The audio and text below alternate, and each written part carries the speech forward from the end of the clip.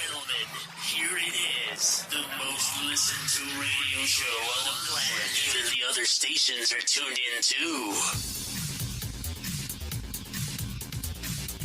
The views and opinions expressed in this podcast by the host or the guest do not necessarily reflect the views of Paranormal Buzz Radio or its sponsors.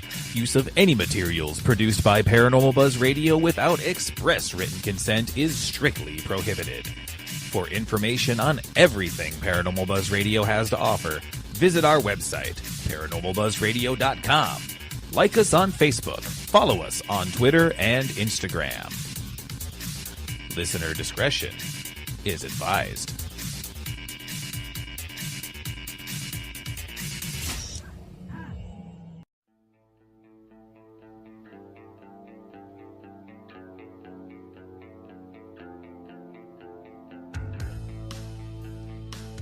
Paranormal Buzz Radio is proud to present Girls vs. Ghosts, The Realm Walker with Kelly McCarville, live, only on Spreaker.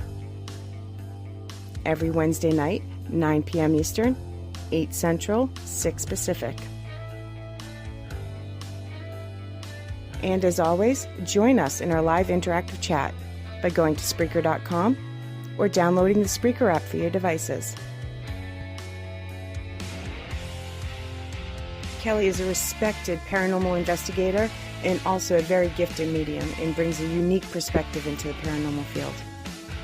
Be sure to follow Kelly on all her social media at Facebook, Kelly McCarville Moonspinner, Instagram and Twitter at Moonspinner76, and on the web at mysticalmoonspinner.com.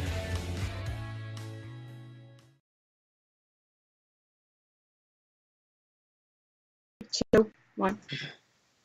Hey, this is Dustin Pari, and I'm checking in here live tonight. We're just getting the show set up. There's always some gremlins here, so I'm not normally your host, but your host is here now. I'm connecting back I'm gonna up. toss I'm it sure. back over to her. Here we go. This is not my show. Happy to be here.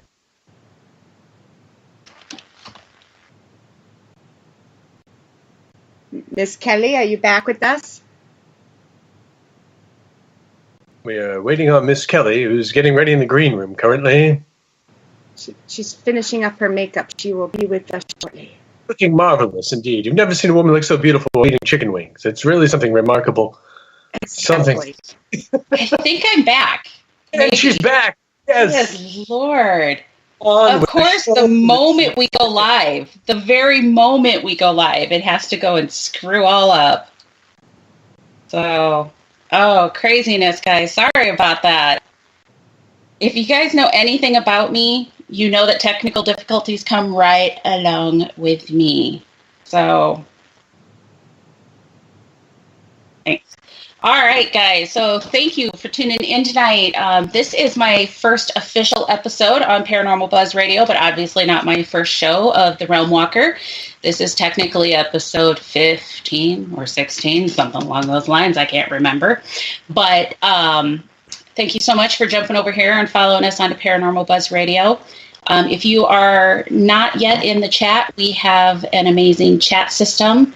And so if you log into Spreaker, SPREAKER.com, we're getting some feedback, so.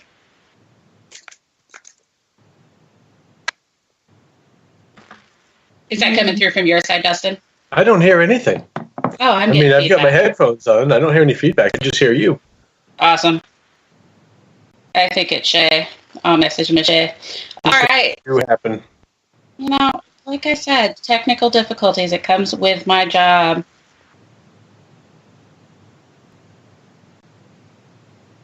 All right. So tonight, guys, we have been taught this show for quite a while.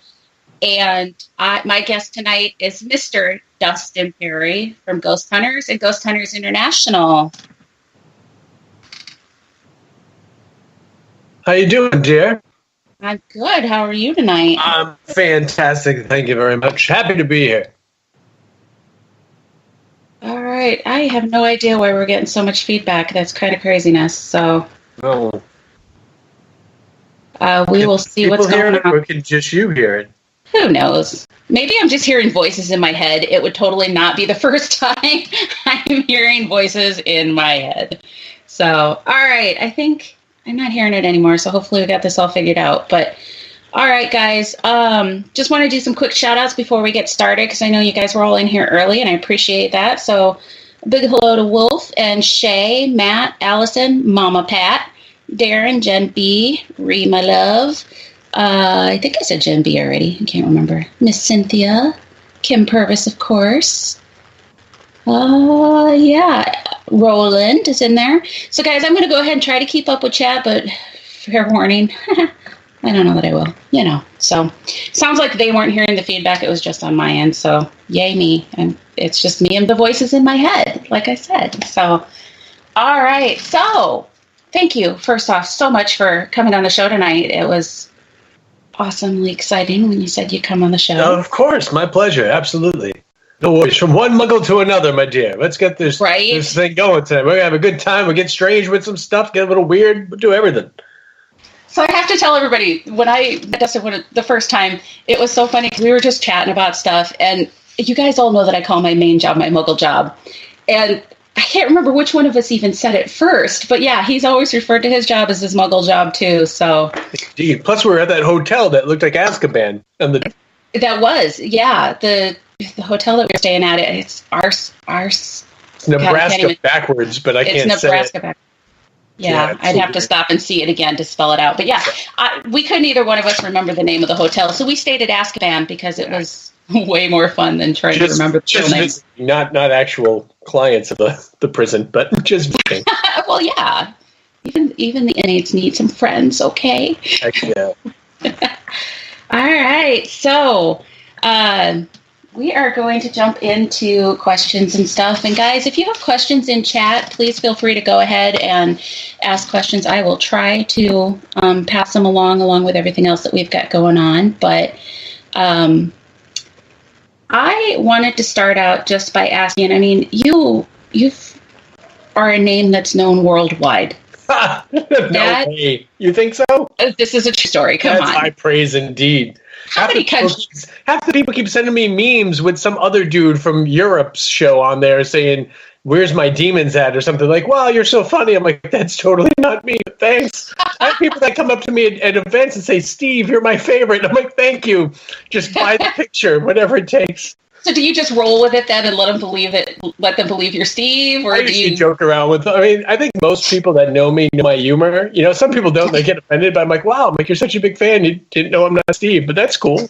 But I usually laugh it off and just give them a hug. Like, whatever. You watch the show, people get excited, it's fine. I mean, I've never met Daisy Duke and said, wow, I love you, Bo or Luke, but it's all relative. I did meet Daisy Duke one time. I loved Daisy Duke when I was a kid. That was like my first crush, and I remember I finally get to meet her, my first Dragon Con. I'm like 3 tables away. I'm like, oh my God, like I'm such like a green amateur here. And I'm like a stupid reality TV guy. Like I'm nobody. And there's Daisy Duke. And I go over and she's like, oh my God, I love your show. And like next thing I know, she's at my table telling me ghost stories. And then by day 3, by day 3, I was like, please, please go away. Like I didn't say that, but I was like, oh my God, like she's crazy. But I mean, everyone's got their ghost stories, but I was like, no, you're ruining my Daisy Duke fantasy of being a child. Right. No, you're supposed to be this badass chick. But yeah. Never meet your heroes, kids. That's the story. I remember rushing home from school to watch Dukes of Hazzard.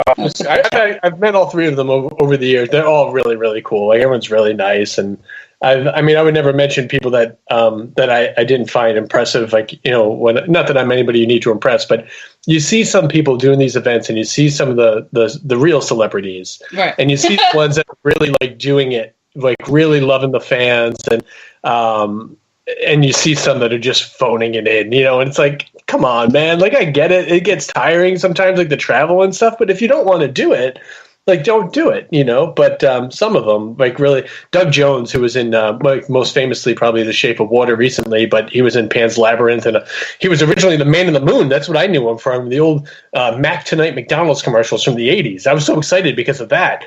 And I had a table next to him at one convention, and I watched him get around every person that came to that table. He'd get up, he walked around, he gave him a hug, talked with them, took pictures with them, and like just amazing. I was like, that's what I want to aspire to be in this part of the realm, because I just really just meant a lot to me to see how much this guy was spending in giving emotion and power and energy out to his fans. So cool.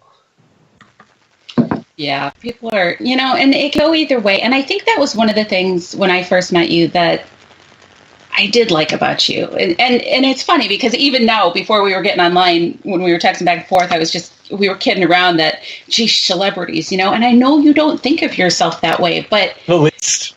But it's funny because, you are in a lot of people's eyes. And once in a while I get a free sandwich. It's nice. I was at the Muggle job the other day at the office, and I'm the office manager for Oral and Facial Surgery Center. And I was out at the front desk because one of my front desk young ladies was out sick. So I was out there answering phone calls, and this elderly Italian woman was standing there checking out with her son, and she looks over and sees me and just walks behind the desk, comes running over to me. She's like, "I love your show so much, Dustin." And she's giving me hugs and made her son take a picture. And, that was really cool. Those moments, I'm like, that's a lot of fun, and everybody at work is looking at me. I'm like, I know I'm a jackass Monday through Friday, but on the weekends I'm like a superhero and people like me and it's fun. Yeah. But I don't know. It's funny because I've seen even in Omaha, people are scared to approach you. We were standing there talking up on the stage, and those girls were standing off a ways taking pictures of you. And I'm like, you can come and talk to him. He doesn't bite. I used to, but I've been married a long time now, so. It's all just little details. So these are the details you get when you do interviews with me. Well, at least you have a shirt on. So. Yes, indeed. It was optional. It was an option. That's right. Whatever will bring the viewers in, Kelly. I'm here for you. Well, see, it's not viewers, so otherwise, I maybe would have put some rules in place. Right? Yeah. There would have been in the fine print that you must be shirtless and flex every 3 minutes or something like that. Yeah, Lord. So, how did you ever get started in the paranormal? So this started for me when I was a kid with a shadow figure that I saw. I was just, I was little. I was around 9 years old, give or take a year. And it was in the doorway of my bedroom, and the hallway light was lit. My family's all up, and I look up and see this thing, and I'm petrified. And I covered my head with my bed sheets and said my prayers, and I never wanted to see it again. But I always tell people that planted that seed in there. What was that thing? Why was it still out there, And I wanted to know more about it. So then I started reading books, and I started researching things as I got older, mostly just scaring the heck out of myself or just going to weird places, which I still like. I still like walking around in the woods and stuff. And I always tell people, don't go trespassing. Don't go in abandoned buildings that you're not supposed to be in and stuff. And mostly because you can get hurt, not just because it's illegal, but it's a huge safety hazard. Right, exactly. So, I have to do the responsible thing and say that. But when I was a kid, I didn't have anybody to tell me to not do that stuff, so that's what I did. And years later, I'm watching TV and I see this ghost hunter thing. I'm like, wow! These guys aren't getting chased out of places; they're being asked to come in. I was working in an ambulance company, and I'd get out of work at night, and people would show up, and I was the ghost guy. And they're like, "Are you going somewhere?" I was like, "I was going home, but now we can go investigate some weird place in the woods, and get chased out by locals and stuff, and the cops get called on you, and it's an adrenaline rush, and you feel like an idiot. Like, what are you doing out there? I was looking for ghosts, sir."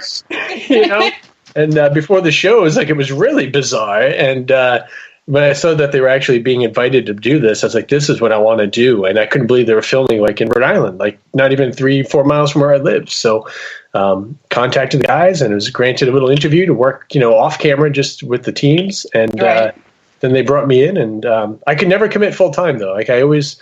I probably should have, because the rest of them don't have the Muggle job, but I could never commit full time because I was like, well, I'm setting up shop here with the family and everything, and I've got a good job, and I want to take care of things here, and so I just did the TV show part time, and I took leaves of absence when I did GHI and stuff, and I was very blessed to have done so many amazing things and see so many places, but I could never leave reality behind, because I was always like, well, TV's fun and this is a great hobby, but by day I get to make sure that the lights are on for my wife and my daughter. So that's what we do. But it's a lot of fun, and I get to do so many cool things now because of it. So it all worked out. So there's a really long answer to your question of how did I get started.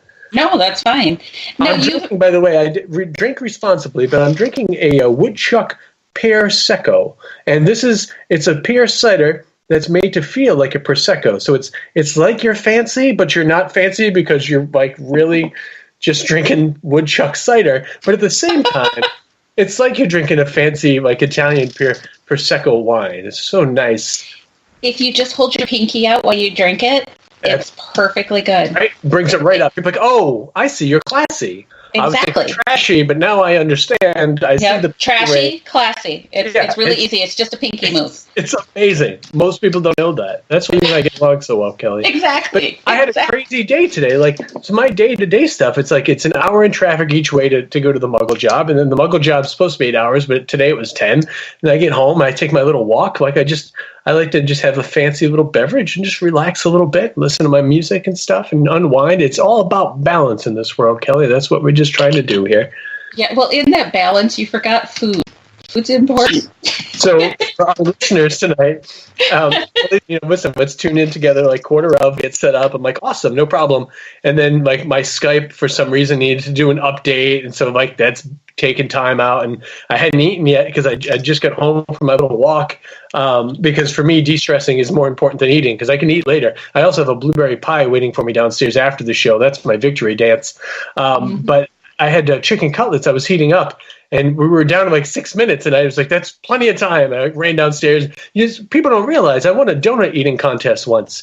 They put me on stage. Yeah, I was at a Simpsons Film Festival, and, it's very high art. And we were all there, and pinkies up and watching The Simpsons. And then intermission, they said, everyone, we're going to have 8 people come up here, and we're going to have a donut eating contest. And they picked me, and I was up there with some very large dudes, and everyone was kind of, booing me, which is fine. And but I got up there and I ate 8.5 donuts in the allotted time limit, and that was more than anybody else. So I won like a VCR back when VCRs were still a thing, and some tapes of The Simpsons and everything. So these things are chronicled in my books, by the way. I'm not sure which one, so you can buy them all because they're fantastic. All available at DustinPari.com. Read about my donut exploits and more. So how many books do you have out there? I know you've got some out, and I know you're working on one at least. Yeah, I know at least. I'm actually working on 3 in my head. Right. Paper. So the first book I ever wrote was called The Complete Approach with Barry, and that, unfortunately, had some publishing issues, and people bought it.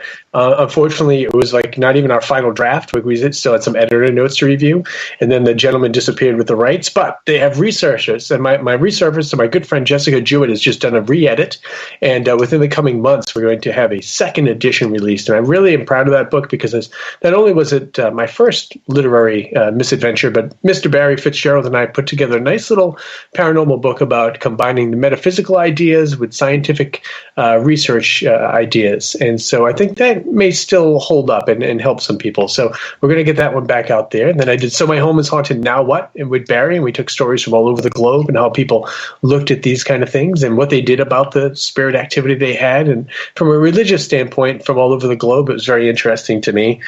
And then I did my first solo book, which was called What's Next, which I wrote exclusively while flying from place to place. So I'd like to add weird little tales in my stories, and so it's a motivational book with behind-the-scenes stuff from leaving Ghost Hunters International and striking out on my own to find out what was next in my own life. Because I think one of our biggest problems in this life is because we have dreams, we have ambitions, but we become complacent because of the Muggle struggle, because we have to keep the lights on, because we have to do these jobs. And so I think that's something that we do. Actually, today, something that I did when I was just leaving work, I put out a tweet and I put it on Facebook too. And I asked people, if everybody got paid the same and you had to work the same amount of hours, what would you choose to do? And what are you doing now? And then when I got home, when I was on my walk, I went through and I answered as many as I could. I'm going to finish the rest later, and I haven't gone to Facebook yet. But I tried pairing people up. Like there's a guy who likes doing voiceover work. Well, I know a guy that's making a documentary. Like that might work. Like so. Right. if I can pair people up, I do. And if nothing else, I try to give them a little, encouragement to, it's a balancing act. It really is. Like, you got to find that gray area in life. So yeah, you want to be an actress, but you're currently a waitress. Well, be the best dang waitress you can be, but maybe you're not going to be in Hollywood right now, but you could probably perform in local theater. You could do something to keep that passion going, So that's what Next is really about. And then I did April Shivered. I wrote every day for a year. Ended up being the last year of Ghost Hunters, and that was really fun because I didn't know it was going to be the last year. I was just helping out. I was supposed to do 2 episodes, then it was 4, then it was 6, then it was 2 years. I was like, what the heck happened? I lost count. But I was happy to do that. And then last year, 2 years ago now, I put out Kaleidoscope, which was stories of my youth and poetry and behind-the-scenes stories of traveling with GHI. From a sociological perspective, I really enjoyed seeing the world and going to these cool places. So I wrote all that down. But now I'm working on 2 books. One is currently entitled Musings, and it's going to be my first ever purely motivational book, which is going to take, basically I'm taking a lot of my tweets and a lot of my posts, and then I'm extrapolating upon those. So instead of the 160, 240 characters, whatever it is, now it's like 2 to 3 pages of what I was really trying to say. And so I hope that'll help some people. We're just about 35, 40 pages into that now. And then I've got this great fiction book I really hope is going to be great. It's my first one, but it's called The Madcap Misadventures of Mr. Jack Scrumpleton, and it's just like this Alice in Wonderland meets Wizard of Oz meets Mary Poppins meets Dustin Pari type of world. And it's a peek inside of Dustin's crazy head. Yeah, I visit there in my head quite a bit, and so I'm hoping to get both of those out this year. So I don't sleep; I just write. So it's all coming together, and it gets crazier as the day goes on. You're too funny. I know firsthand that you have a lot of trouble with your traveling. I do. I really do. And I try to never complain about it. I just like to make it a fun tale for everybody out there. Like, guess what happened now? It's snowing in Arizona. I know it doesn't happen, but it happened today. But Dustin's on his way, so it's going to snow. I'm like falling asleep in places, like, staying overnight in hotels, driving all night in a blizzard with John Zaffis riding shotgun. Like, it's never easy. No matter what flight I book, it's always a misadventure. But I enjoy the heck out of it. Yeah, it was funny. Dustin will be in at 7. No, at 10. No, at 11. No, at midnight. No, at 2. No, at 1. It's like, wait, what time? Yep. You and the good man Dan Clays from the Haunted Hinsdale House picked me up for that last one. That was an all-night struggle, too. I thought I was going to have to drive there from Chicago at one point. That was going to be the best way to get there. And I would have did it. I don't give up. I knew you were going to, but it was just like, oh, man, that is a horrible, miserable drive for you. So I'm glad it worked out. So, Uber, llama, whatever I got to take to get there, I get there. I will pay you money to come to the next event on a llama. I'd ride the hell out of a llama if you can get me one. Weakakta Petting Zoo will make it happen. You do a lot of events. Let's do it. I do. Well, that'd be hilarious. Oh, that is my booth all day. I'll have to have an outdoor booth because the llama has to poop. And the llama. Yeah. Well, we could just put a tarp down. It'll be fine. Just watch where you step. Yeah. We'll take photos with them. It'd be nice. Oh, that is too funny. Out of all the events I've ever done, Kelly, we've never had photos with a llama. See, I could be a first. Yeah. Come for this one-of-a-kind photo opportunity, Dustin Pari and a llama. I like it. That would be a great time. All right, so I have a couple questions in chat I'm going to try to ask real quick. By the way, I'm my answer's short, so we can do them all. Oh, you're fine. I'm not reading back everything, but you were getting so much love and comments about what a wonderful guy you are in chat. Bless everybody. Thank you so much. It really means a lot to me. It truly does. Okay, so another question to that is, does your family ever participate in any of the paranormal that you do? Or do you try to keep it pretty separate from your family? No, I keep it mostly to myself currently. My wife likes weird, crazy, creepy, scary movies. I don't like those kind of things, so I don't watch them. But I hate haunted houses. I hate scary movies. That's just not my thing. But she doesn't do any of the stuff I do. Like, I came home from doing a home case last night, a couple of towns over, my buddy Cody Desmian's, and I was like, you're not going to believe what happened. She's like, do I even want to know? I'm like, probably not. Because she gets petrified. And so she doesn't like that stuff. My daughter shows a natural inclination to it. I don't try to steer her toward it. But since she was small, she's always been kind of interested in it. So when she gets older, I definitely talk to her about it. She knows my lectures and stuff. And But it was funny. She came home from school one day and she brought her friend over. She's like, "Daddy, play the EVP of that little girl saying your name." I'm like, "Oh no, we don't play EVPs for the little kids. Like we don't want to think, like we don't want to freak them." Like, wow, her dad talks to ghosts. Like, yeah. But when she gets older, though, I'll take her with me for sure. I want to show her the way I do things and in a respectful way, and make it, because it's not scary. It drives me crazy when everybody hypes it up to scary, scary, scary. I'm like, 99% of the time, nothing happens. And when it does happen, it's usually not scary. Like, it's in your head that you think it's scary. Like, it's just, you just got to just be a part of it and vibe with it. Like, just people have it in their head. Like, they want it to be scary because TV says it's scary. I'm like, they're just spirits. They're just people that have passed on. And some of them are jerks because some of them were jerks in life. But, the chances of you catching a demon are pretty rare, kids. Yes, thank you so much for saying that, because that is one of the things that we have to talk about all the time, is that, it's going to be a 1 in a million opportunity that you run into demons. And, yeah, for sure.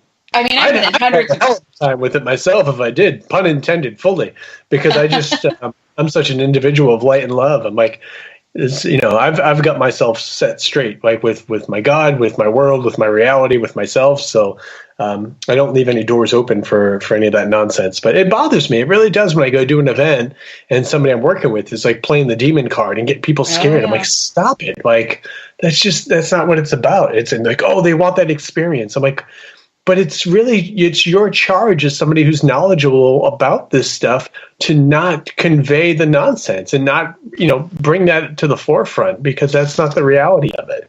Yeah, there's some scary stuff. Yeah, sometimes weird things happen, but most of it is really just our perception of it. And it's always, it's funny. I had somebody working with me in Michigan recently, and he's like, "I've never heard so many jovial spirits than working with you."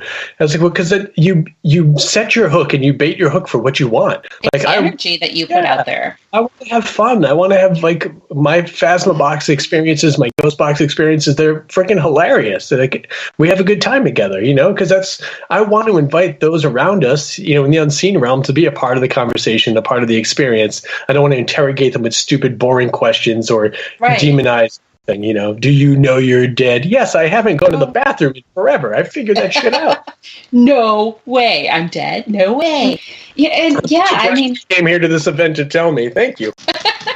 I think and I tell people that all the time because, like you said, I do a lot of events and I teach classes and stuff on this, and I say the same thing to people all the time. They are just people, just like you and me. They just lost their fleshiness, so treat them the same way that you would treat us. Talk to them like every morning to try to lose a little of my fleshiness. I would love to lose some of my fleshiness, but don't too much. Obviously, donuts and pie. So you know it, Mama. But yeah, it's going to locations, and that I think is not just you, but ghost hunters as a whole. I think one of the things that earned respect from people is they went in. They were realistic about what was being done there. You guys were polite, respectful. You just talked to them. You weren't this antagonizing and mean and treating, I don't know. There's enough mean, antagonizing people I deal with every day, so I don't want to ever have to deal with that anymore. Yeah. And I just have conversations. So, I mean, being a medium, I just have the conversations with them, but I forget that I have to share both sides of the conversation. Otherwise I just look crazy, but that's all right. It's all good. Everybody knows I'm crazy. But so right. You've mentioned your muggle job several times, and I want to just kind of bring this up because I know the first time you told me what you did for your muggle job, I was impressed. I mean, I know a lot of people who do what you do have to have a muggle job as well, like you said, to keep the lights on and everything, but you don't have just a muggle job. You've got a pretty damn important muggle job. So thank you. So I've been at the same office for about 18 years now. My background, I have a degree in television radio production. I worked for CBS and Fox News for about 7 years. Then I was working in an ambulance company in the evenings as an EMT, and then I was operations director there. I always have like 2 jobs at a time. And then I got into oral surgery, and I was an anesthesia technician for about 14, 15 years. And since then, I've become the COO of the company, and I run offices in Massachusetts and Rhode Island. And then I fill in for anesthesia when they need me, or I fill in as front desk when they need me, or I get on the roof and clean the leaves. I do whatever the heck needs to be done. It's fun. It's an adventure because, I don't know, it's... I find that, like a lot of things in life are serious and have to be taken care of. But I just learned that it's just easier if you, as Miss Mary Poppins would say, and I put out recently today, you just take a little spoonful of sugar and find the fun in it, and when it comes to healthcare, for me, it's helping people. It's calming them down, I got a patient call me today who was just nervous to make the appointment because she was so nervous about what was going on. So I joked with her and talked with her and calmed her down, and I probably didn't do it in the time period that we should normally make an appointment. But I was like, this lady needs a little extra love, and I wanted her to feel like this is an okay place. I wanted her to feel comfortable, So I think that our lives are so hurried that we often forget that we need to spend time to be show empathy for each other, and to take care of each other. I actually started to put together a new lecture that I'm hoping to be performing maybe next month here in Massachusetts, and it's called "How Soon Is Now," which is from a song that was the theme song for Charmed, is how I first came across it. But it's an old punk song, and it's a really great idea for me because about 2 years ago I started thinking about time in a different way, and I thought about how we measure our lives, and I thought about all the weird little idiosyncrasies in life and all the weird little things that we say about time. I'm running out of time. I need to find time. I need to make time. You can't buy time. There's so many damn sayings about time, and it's so important, and only you can see this, Kelly, but I keep this on my desk all the time here. I have an hourglass, and it's from the Haunted Mansion in Disney, so it's really like gothic looking, and it's got purple sand. But I keep this on my work desk here, and anytime I sit down to work on my books or anything I'm doing, I always flip it over, and I just like to have it there as a constant reminder that I should not be wasting my time, So there's so many little things about that, and I think that would be a nice motivational lecture for people to look at how we quantify our lives and the way for us to make better use of our time, because I think a lot of it is spent on nonsense. And and listen, some happy nonsense is important. Like I come home and I get my fancy cider and I take a walk playing Pokemon Go. I'm a 41-year-old man playing a children's game on my phone. Hey now, that's not a children's game. This is my happy time, like I'm not wasting my time. This is my little bit of happy time for myself, So it's important that we do that too, because it can't all be work all the time. And I feel like that's what our reality is becoming. And it's just mind-blowing to me. And I think sometimes it can be the simplest things, just stopping to say hi to a friend, just randomly. Hey, how's your day going? Or, check in on people. Make sure they're doing okay. Absolutely. How's your week going? That sort of stuff. I think those little things, they're so little and so quick, but can make a world of difference, So we need to communicate more than just sending emojis to each other and saying, "K." Like we need to actually have conversations, We're not supposed to have full conversations in emoticons. Come on now. No, the Egyptians died a long time ago. Like we need to update this stuff. But I love the Egyptians. I know, me too. I have a whole lecture based on emojis. It's called the Great Emoji Lecture. It's 101 emojis that illustrate a motivational story while I speak. So I did it actually. Where was I, Reese? Oh, it was at. Where was I? I was at Haunticon. I did it in the basement. I did it in like 5 minutes up against the wall real quick. Dirt's up against the wall real quick. Wow. Real cheap and dirty. I did it in 5 minutes. Anyway, it's a record. Never takes it. Anyway, so yeah, I try to find new ways to inspire and encourage people. And dude, we be blushing. Longer than 5 minutes. Next question, please, from the audience. Oh, no. Keep going. Good Lord. Oh my gosh. I thought that I'd be a great like R-rated motivational comedian, but like I also do lectures for kids, so I can't work through, but I'd be really good at it. But I just care a lot about children, and I want to help them because I feel like no one's helping the kids. I feel like they're growing up in a world where everybody's working 2 jobs and communicating with smiley faces, and they're like, "Mom, Dad, I'm sad." Who cares? We're working. We don't have time. Send me a text about it. Then we wonder why the kids get derailed. So I need to keep all my material clean so that I can still go to schools and stuff. Because honestly, out of all the audiences that I reach, when I do a lecture for middle school or something, that's when I really feel like, you know what, they may pay the least of all the dang gigs I do. And honestly, if I could afford to travel and do it for free, I would. Because when a child comes up to you after one of those lectures and tells you about how they've felt neglected, or they felt that no one listens to them, or they felt that, they've been bullied and they have no one to talk to, and they look at you and they hug you and they cry. It's like, I'm so sorry you had to go through that, but I'm glad we've been able to have this chance to have this conversation. So at least that you're not alone in all this, because I think that's the biggest thing is kids end up feeling alone because our world is so hurried and we're all busy, and our kids are so important. But it's very easy for them to get lost in the shuffle because mom's working 2 jobs, dad's working 2 jobs. They come home and they're on their phone because they're getting emails from work, or they're obsessed with Facebook or whatever's going on. And it's about, when are we going to sit and talk, and that unfortunately gets lost in the shuffle. And so those are the things that really mean the most to me. And that's why I can't do dirty jokes. You need to have 2 lists of lectures and jokes, and the world that we live in. Like people are like, oh, see, he lectures for kids and he said this and that. I'm like, I don't like swearing. Like, it really turns me off, especially in text. I don't understand it. And listen, I love a lot of people, and I look at some of the stuff that people write online, and everything's like F this, F that. I'm like, you had a chance to write something that will stay there permanently, possibly. And you decided, what should I do? I just kind of thrown a whole ton of expletives. I'm like, there's other ways to convey your emotion without doing that. And I love a properly placed, thing once in a while. I do my lectures or whatever. I'm not perfect. I'm no angel. I've got my little bent halo, but my horns are holding the damn thing. But I think it's important to have balance.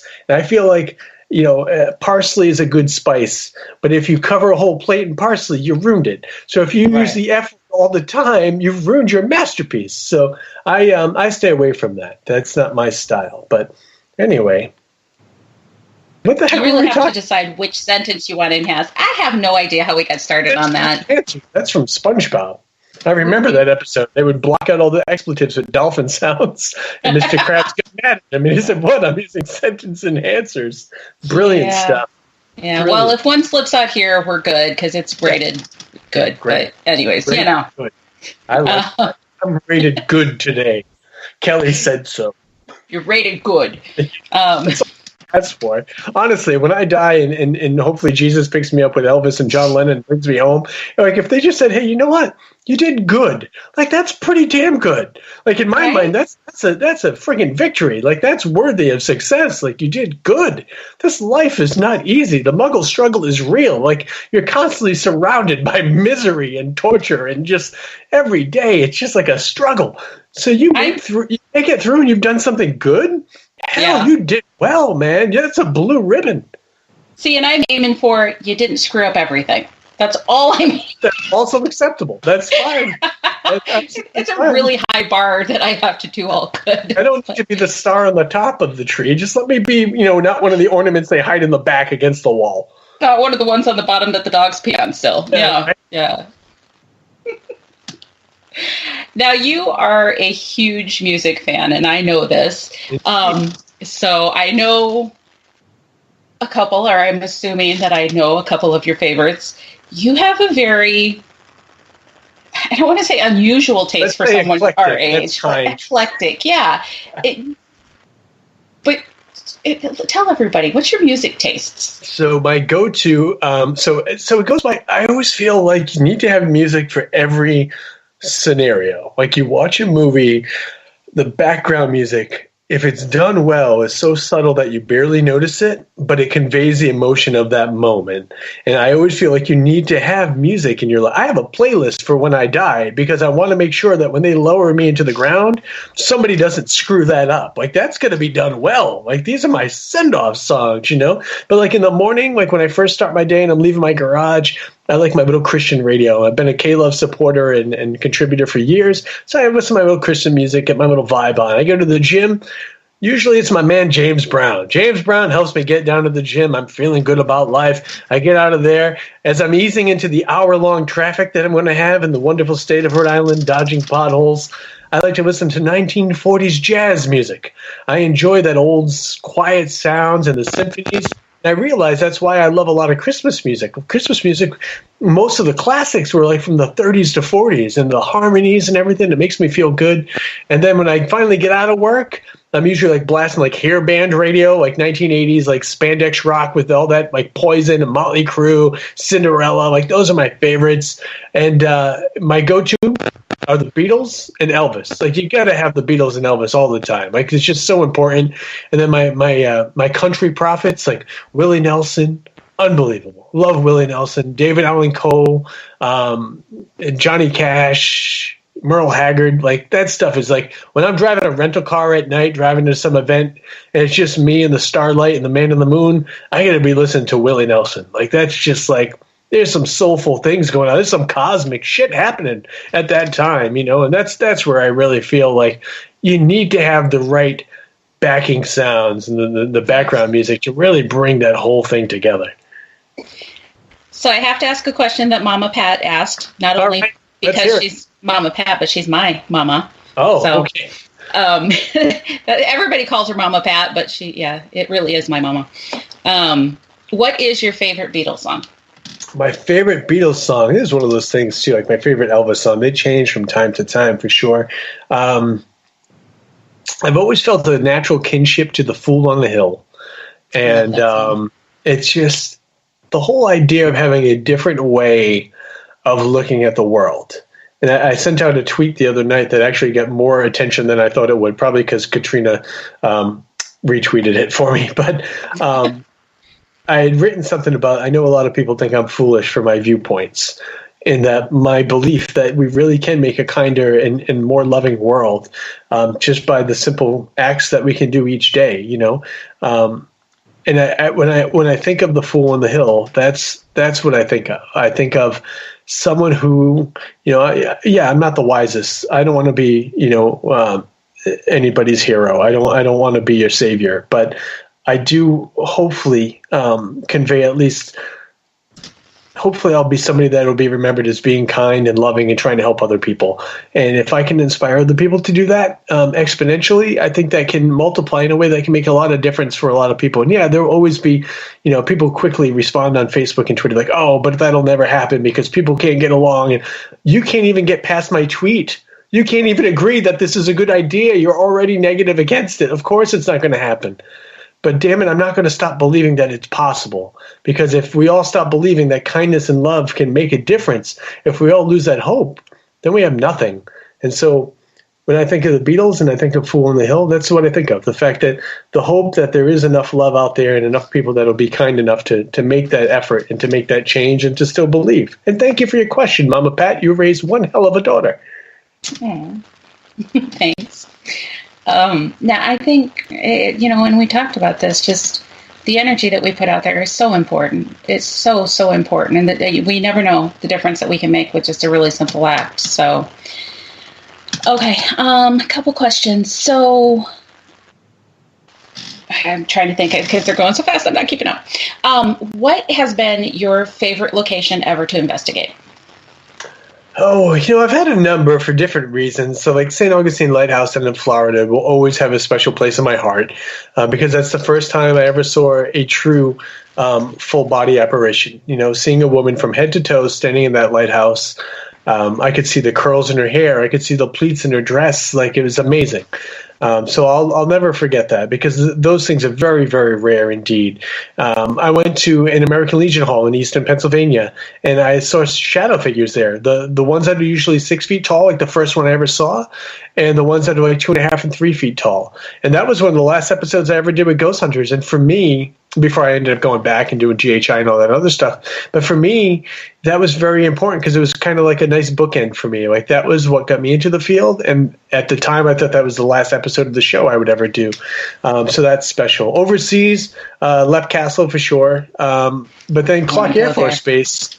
Clark Air Force Base was one of the most important to me, because in the Philippines, it's the only place I've ever been where we went on the tour and they said, here's the laundry list of activity. And we went through and saw or heard or experienced every one of those things. And really? that never happens. Yeah. So that place was always very special too. Awesome. I would love to get to Lep Castle. One of these days I'll get overseas. But yeah, it's great. Sean, God bless him. He brings people in there and gives them tours and shows them all around. And I always feel bad. I feel partly responsible. I'm like, if I didn't antagonize that thing and it didn't knock me down, maybe people wouldn't knock on your door every time they come by, But I changed my ways. I mean, that was a very pivotal moment for me. At the time, I was like, a little headstrong and cocksure. I don't know if that's the right term, but anyway, I was very powerful in what I thought we were doing, And at that moment, I thought, after it knocked me down, I thought, wow, like, we need to be a lot more respectful of these things. And I remember that was where I really kind of did the 180. And I was like, okay, let's take a different approach to this. Let's take a more cerebral approach. Let's invite them into the conversation. And so that's what it became about for me after that.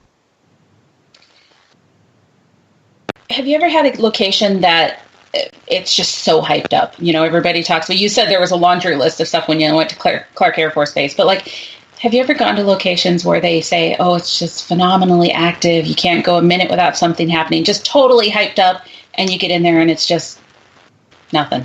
Yeah, I've come across those over the years and stuff, and I know a lot of places make their money off tourism and everything, and I don't like to talk bad about any place in particular, but, one of the things that bothered me on the show specifically was, when you're done here on GHI, we want you to go ahead and tell the client this place is haunted or not haunted. And I was like, well, I was here 2 nights. This guy's lived here 25 years. Right, and they don't perform on command. Yeah, I was like, nothing happened tonight. Like, how the hell do I know, So I always prefer to say, like, we didn't experience activity or this or that. One place that we did just rubbed me the wrong way. We were in Malaysia, and we did a place, I think it was called Keeley Castle, or Kelly's Castle. And you have a castle? Sweet. Yeah, it's in Malaysia. My apologies. It's really hot there. It's really hot. Damn it. We were there.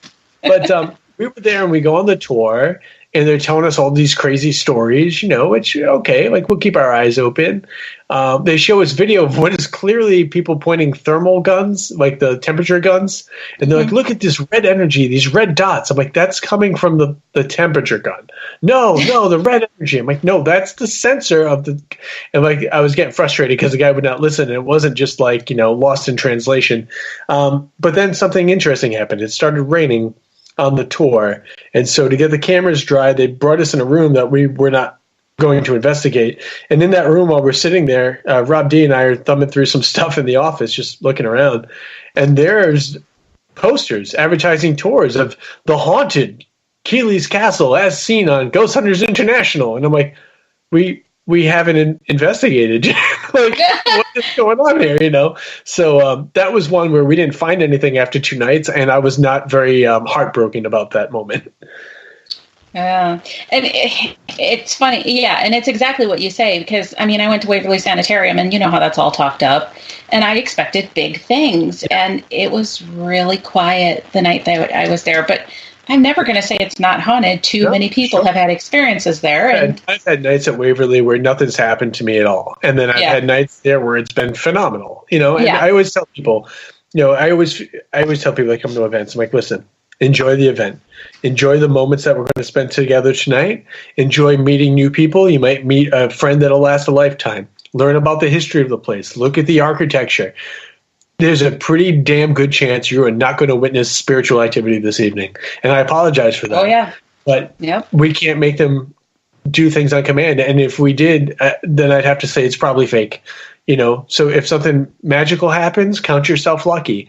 But Absolutely. enjoy the moment while you're here, because there's still a lot of good things that can occur for you.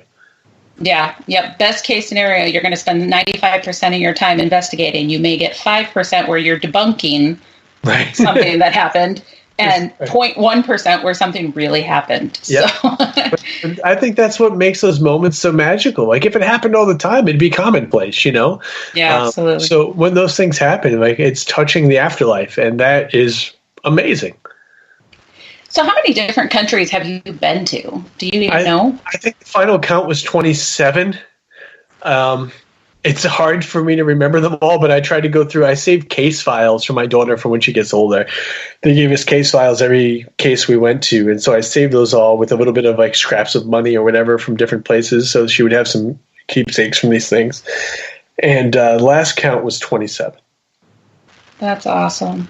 That's such an amazing experience. I never thought that would happen. I've been on 6 continents. I almost made it to all 7. We had a case, but it fell through in Antarctica. But it's just, I grew up, my parents worked very hard to take care of our family and to make sure I had a good, safe, and loving upbringing and with good education. But when I was younger, the neighborhood we lived in kind of fell apart a little bit. And, my parents struggled to keep everything going, but they did.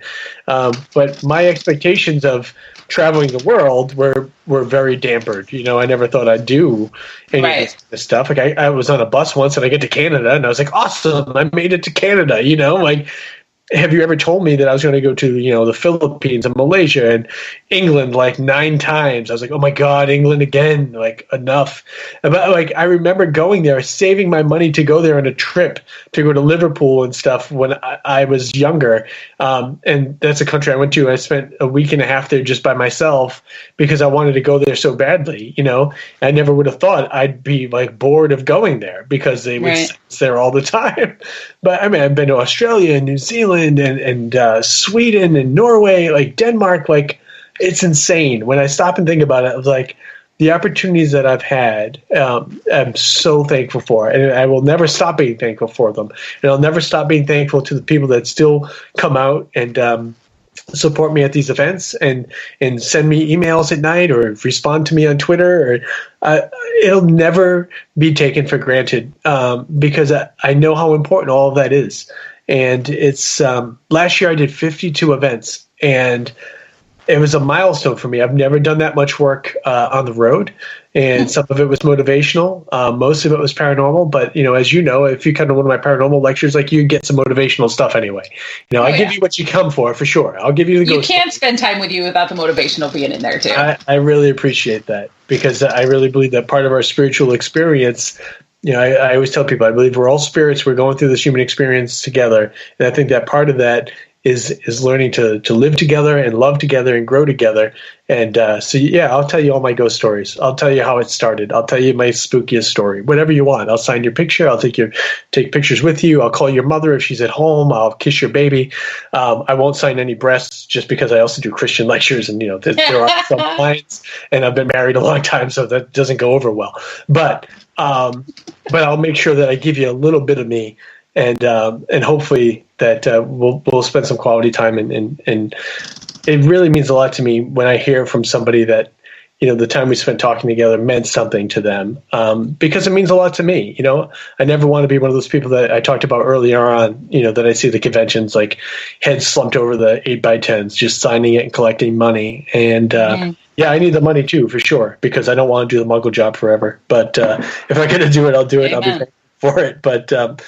But I'm not there just for that. Yeah, I need to get paid for sure. We all need our time compensated for. It makes sense for sure. Absolutely. But what I really want to make sure is that people are getting their money's worth, and that people are getting more than that, because I think people deserve more than that. And that'll always be a passion of mine. And I don't know. I'm always obsessive about my own mortality. Not that I'm afraid to die, but I know sometime it's going to happen. And I just want to make sure that none of us live forever. None of us are immortal. None of us have these crazy legacies. But if someone maybe picks up a book of mine at some point, says, I met this guy once. He was a decent guy. That's good. Absolutely. All right. So a couple questions from the chat. What is your favorite device? My favorite device for investigation purposes? Yeah. I'm not really into a ton of equipment. My buddy Cody, if you go on Facebook, he has a little Facebook page for his stuff. It's called DesTech, DES-TECH. And he's developed a couple of things. Cody and I work very closely together. He's one of my closest and best friends. And we share a passion for the paranormal. We share a passion for Elvis and a passion for pizza. And we have a good time traveling around doing events together and locally and doing investigations together. I don't work with the team. He's actually a part of the Taps Home team and stuff, but I've always just chose to kind of work alone or just with one or two people. And Cody's my closest friend doing this stuff. And we come up with some ideas, and we're working with some new equipment that nobody has ever seen, and we've been testing it. We've been having the most ridiculous results. I'm not fully at liberty to talk about them because most of them are Cody's doing. I come up with some weird ideas, but he actually builds the stuff. Like, I have no electronic prowess at all. I made a crystal radio in 5th grade for a science project, but that's about it. But Cody builds this stuff. I come up with weird ideas, and he makes it into reality, and then I slap a fun name on it. But the stuff that we're working with is, listen, everyone's doing their own thing. We don't all have to sing from the same hymnal. That's completely cool, and I respect that, nor do I want everybody doing the same thing. If you've got an idea for new equipment, try it. Somebody says it's stupid, try it anyway. Try it anyways, yeah. See what happens. Don't let other people push you around, But the stuff that we've been working with, I'm like, wow, this is actually pretty impressive. Like, it's really weird, the stuff we've been getting. But as far as, like, the more well-known commercial stuff that's out there, I'm really just in it for the experience. I want to see what's going on. I don't want to stare at blinking lights. I like to throw a REM pod in the corner, so if something happens, I can hear it. It lights up. It gets my attention. It's not something I need to focus on the whole time. I'm not a big flashlight guy. I know some of my closest friends in the field like to use them. That's cool. They can totally use them. I'm not saying anything against it. I'm just saying it's not my thing.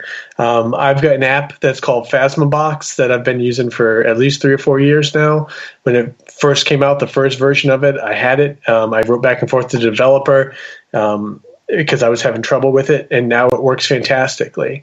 I really think that no matter what piece of equipment that you use in the field, it comes down to your connection with it, your interaction with it. There is something about repetition. There's something about time spent working with something where there's a familiarity. When I was on Ghost Hunters, I would always use the same EVP recorder. I'd use the same Handycam.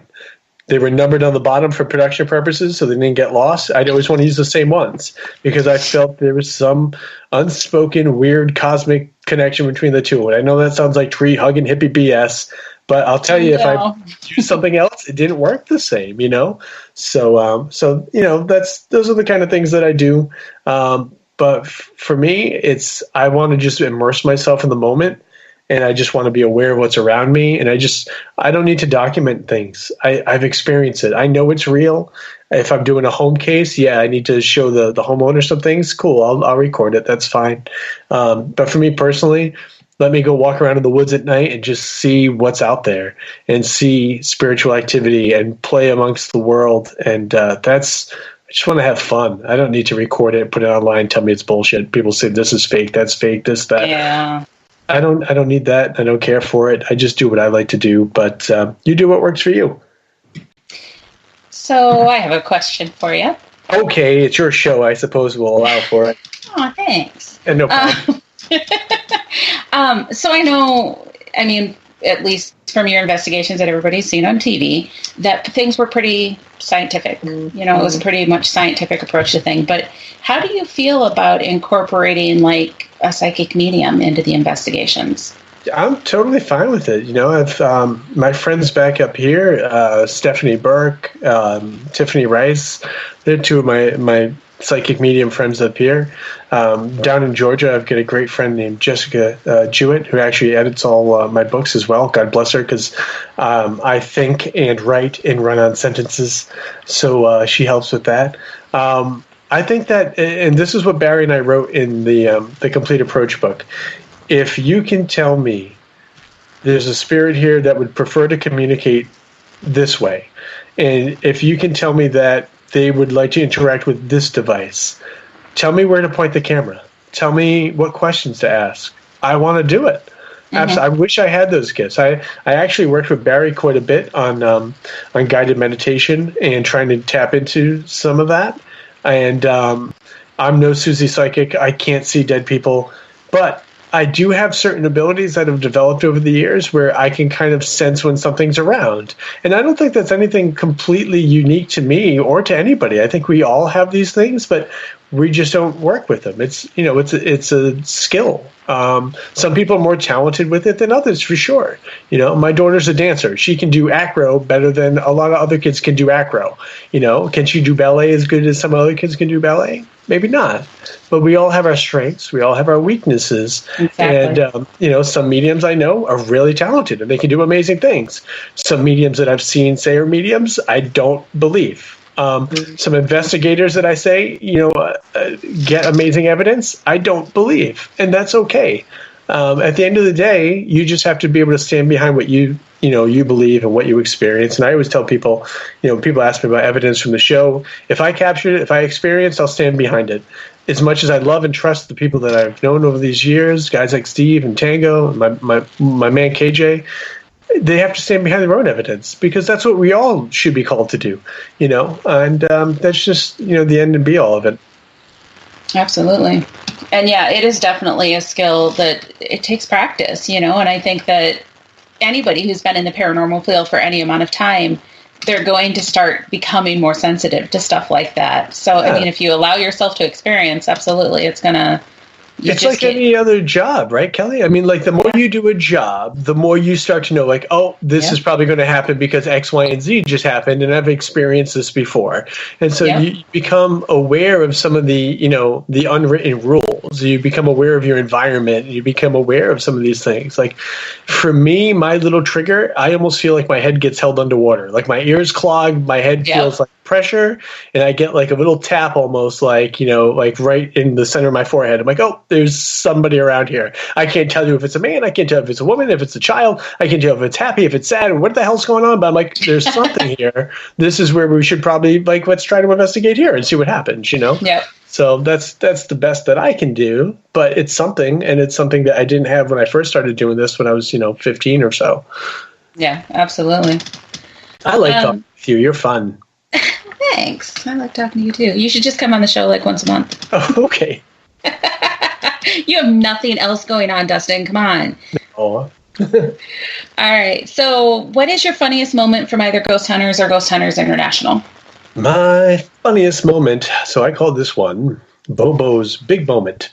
We went to Castle Huska out in the old Czech Republic, and we were greeted there by our host, Ty McGee. Ty McGee, funny enough, although we're in the Czech Republic, was from Texas. And Ty McGee was obviously a theater major as he showed up in a leather duster and kept swinging it and saying, "Let's see if you dare to go in this room." We're like, no, we don't need you to say that. Just tell us the activity in this room, Ty. Like, that'd be cool, And he was a great guy and he meant well, but it was a creepy place. Castle Huska was in the middle of the woods, and it was like a 2-hour drive through the dark woods. And here's a castle in the middle of nowhere.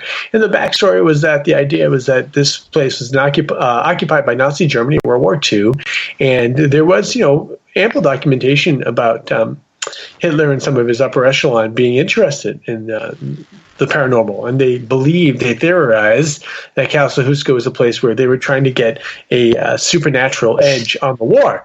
And they said this place was a portal to hell, the gate to hell. They love to label shit, let me tell you. It was just labels, like it's. Once again, I'm not a gloom and doom scary guy. So when you tell me this is the gateway to Satan's, I'm like, whatever. Like, let's see what goes on. So they had a dog there. They had 2 dogs, but one of them was named Bobo. And Bobo didn't like to go down this one stairwell, probably because it was a slimy, crappy little stairwell in a basement area. But then I don't blame him. Yeah. And also people don't remember, like dogs are more sensitive to infrasound, these low-level frequencies that we can hear that often pool in these areas, And so you bring Bobo down there and he shakes his head, he doesn't like it, and he comes upstairs. And so they wanted us to investigate with Bobo. And so both Rob and I stepped back, which made it look like Barry stepped forward. And so Barry had to go investigate with the dog. So he does that, and they asked Rob and I to bring the thermal camera and follow him around. So, whatever. So I'm, just pointing the thing at the dog, just kind of just enjoying the fact that how often do you get to see a dog in a thermal camera? Like, this is fun for me, just not for paranormal reasons. And sure enough, Barry brings it down there and, oh, look at Dustin, the dog doesn't like it. I'm like, yeah, he doesn't like it. We come up.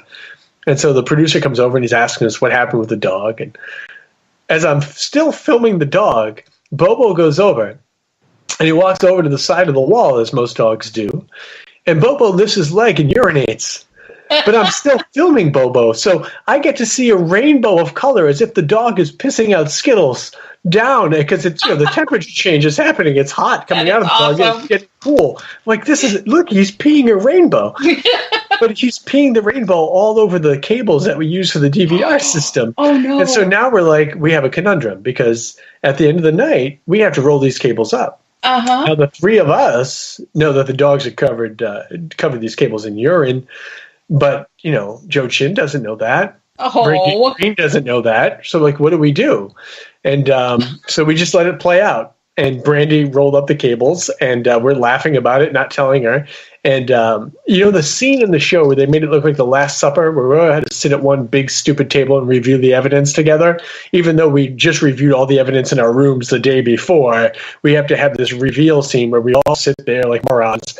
And so I told the clerk, listen, I'm going to pop in this tape. This is where the dog peed on the cables, and Britt's going to review it. And so I had it queued up, and I put it in, and she looks up, she's like, you guys, she was so mad. She's like, I knew those cables were wet. You guys were laughing for a reason. But, sometimes you've been on the road a long time. It's funny to watch somebody have to handle the dog your cables. So, God bless Miss Brandy. She's so nice. She's such a sweetheart. I was so glad to work with her out in Omaha. I haven't seen her in so long, and a couple of years at least. And she's starting to do more events and stuff. She's very busy. She's been producing shows and doing some things. Yeah. She's a great girl. She's we had a lot of fun together with her on the road. She always called me her big brother. She's like my little sister out there, and I was glad to know her and glad to work with her. And sorry I didn't tell her about the dog cables, but it was just too funny. So every once in a while, yeah, that's too funny though. Taste the rainbow, touch the rainbow. Oh my gosh. All right. So they were asking about the name of the app again that you mentioned. It was Phasma Box. Is that right? Phasma Box is the one I like the best. But it's kind of like a ghost box, but it doesn't have all the right sense. Like sounds like a transformer and static. It eliminates all that. It's pretty cheap too. It's by a developer up in Canada. It's Phasma with a PH. I use it all the time. I use it at all my events. And the more you use it, the more you'll get familiar with it. I've got one or two spirits that talk to me most of the times with it. And then whoever else happens to be around. So, I don't make a damn dime off it, but I recommend it because it works and I like it. Absolutely. And I think, I tell people this all the time. The apps that you get, there's a lot of them out there that are not. Oh, it's a lot of nonsense. That worthy. Yeah. But in this sense, I'm like, come on, kids. Like, let's use our brains a little bit. But if you find a good one, we've got, there's a couple apps that Keith Weldon developed called Spiritus and Necrophonic that sounds like about the same thing that work really, really well. Yeah, you find what works for you, and not everything has to work for everybody, and that's okay. People just got to stop being so damn angry all the time. Right, absolutely. So I like to ask just random questions that have nothing to do with anything. That's okay. That's my favorite. So I think I know the answer to this question. Fairly positive I may know the answer to this question based on threatening text. Okay. What is your favorite food? My favorite food? Oh, well, I don't know. I'm a pizza guy. I mean, 9 times out of 10, I love a good donut and stuff. And pie. Pie is my favorite. Pizza, I consider a pie, personally. It's pizza pie. It's in the damn title. People just shortened it to pizza. But pumpkin pie is my all-time favorite of all foodstuffs. Like, if I could only have one thing, like, pumpkin pie fits that mold for me. So I get a nice wild blueberry pie waiting for me downstairs when I'm done here tonight. So I'm going to make sweet love to that with my mouth. And it's going to be wonderful. I'm looking forward to it, very much so. And I'm a boy that likes to eat. That's why I have to go to the gym every day, because I eat a lot. But, pumpkin pie is my all-time favorite. Man, when fall hits, like, everything just comes together. Like, the leaves are churning colors, and, like, I can wander around with just, like, a hoodie and my jeans, and I'm happy, and all the cool things are coming on TV, and it's just, You get pumpkins. I love pumpkins. I like gourds. I just like putting them outside the yard. I buy like 15 like gourds and pumpkins. I put them all over the place. And then it's nice because I get a lot of deer that come out of the woods in my house. So like after Halloween, I smash one a day and just put it out there, and you see them come and eat all the stuff out of it, all the pumpkin innards. But I could eat pumpkin pie every day and just be completely happy. And I cover it with whipped cream, which is a problem because I kind of have a mild lactose intolerance. But it's a sacrifice I'm willing to make. Well, it's give and take, Yeah, for sure. Sacrifices for the better good. Yeah. Absolutely. So pie is the all-time favorite, pizza included. I had heard that you liked pie, but I didn't realize how much until we threatened to eat the pie that was waiting for you. By the way, there were 3 pies brought to me at the Omaha event. I know, I heard that. It was Brandy brought 2 small ones too. Her and her mom had made. I ate one of them in the car on the way to the event in the morning. It was amazing, which was tough because there was lots of potholes. Oh my gosh, the roads were horrible. It was really bad. Like Rhode Island is notorious for having bad potholes, but I was like, wow, Nebraska's a close second. This was pretty bad. Yeah, and I don't know if it's always like that, if it was just because of all the rain they'd gotten. Flooding. Yeah, they had some issues there, but I won't hold it against them. Rhode Island was worse for roads. It was pretty miserable bad, definitely.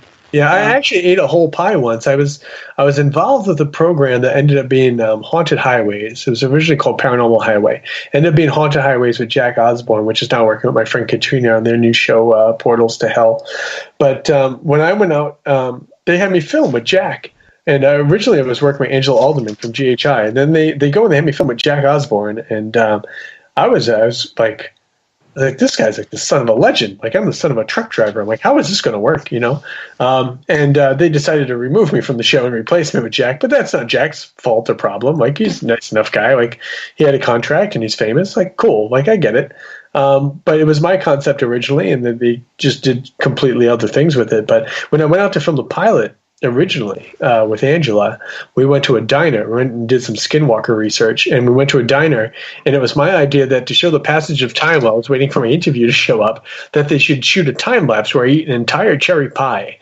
And they're like, okay, just like eat a slice, and then we'll take it away and put it back in an empty tin. I'm like, absolutely not. I will eat that whole damn pie. And I did, and it was fantastic. I was so happy and proud of my accomplishment at the time. But so I have that in the sizzle reel that I keep on my laptop. That was my favorite part of the whole thing. I think it was good, And in some small way, I helped launch Jack Osborne's paranormal career. So absolutely, by suffering through having to eat a pie. Yeah, that's a small price to pay. Absolutely. Way to take one for the team, Dustin. It was really cool. I really enjoyed it. It was really awkward, though, at one point because we were driving to film some B-roll of the driving scene, and they didn't need audio. We were done with conversation, and I had Sirius XM radio on. And I was listening to my station, and there was an Ozzy song on, and I sing a lot. Like, if anybody follows my Instagram, I sing a lot when I drive, and there I am singing Ozzy, and then I'm thinking, oh, that's his dad. And here I am. I sing Elvis much better than I sing Ozzy. I was really awkward. He's like, no, it's all right, man. I'm like, no, it wasn't. It was not all right. So for anybody who hasn't seen any video of Dustin singing, you should go find something. He's pretty damn good. Well, I don't know about that. I have fun. I don't know. I've seen some pretty good videos. So. Thank you very much. You're very kind. All right, so another question from chat. Do you watch any of the current ghost hunting shows? And I'm going to add to that and say, and what are your thoughts? I don't, and it's not because I think I'm better than any of them or any of that stuff. I do watch a couple episodes of Kindred Spirits, just because I want to support Amy and Adam because they're good friends of mine, and they have people on there all the time, like Chip and the Newkirks and John Tenney, who I love so very much. But I don't watch a lot of investigation shows, only because, and this is the analogy I always use, if you're a dentist and you pull teeth all day, when you finally get to go home for 3 hours, do you want to watch other people pull teeth on TV? That doesn't sound like a hell of a good time. Why would anybody want to watch teeth being pulled? Well, I'm sure there's sadists out there who are into that stuff. There's always somebody. I don't know what the safety word is for that, but anyway, I personally I do enjoy shows like My Haunted House, I like the recreation shows. Tell me the story. I don't want to see somebody investigate sitting there with their ghost box or their flashlight. Like, I've done it. I know what that is. Right. So I'll watch when my friends are on, just to be supportive. I have nothing against any of the other guys and the other shows. I do conventions with everybody, and I'm glad to work with everybody, Wraith Chaser guys and everything. I know them all very well, and I'm happy to do so. But I just don't. I don't care to watch, something that I do all the time, because it's just my preference. I like to watch, sitcoms. I watch wrestling. I watch cartoons. I just watch stupid things that just make me laugh, because I just need to unwind when it's all said and done. So I'm really big into The Walking Dead. That's one of my favorite shows to watch. American Gods is one of my favorite shows to watch. But mostly for me, it's just give me quick half-hour sitcoms where I can just sit and mindlessly laugh and listen to the canned laughter, so I know when I'm supposed to laugh, and I'm pretty good there. Well, and add to that you have a ridiculously demanding job, that you don't get to just work 8 hours, and your drive time and your books and your lectures, and I get to work at night. I get to write. I get to check homework and stuff. I've got 4 stinky cats I got to take care of. There's crap going on, it's not that easy. But I really don't get a lot of TV time. I watch a lot of stuff and pretty much everything's on DVR. Nothing's live, because I don't have time to wait for commercials. So right. And I really do. There's some nights I come home, I'm I just want to have dinner, hang out with my family until they go to bed, and then I come in my office, I put my candle on, I put my music on, and I sit here and I have a Christmas tree that's just off to my right here, and it's covered with Disney Halloween ornaments.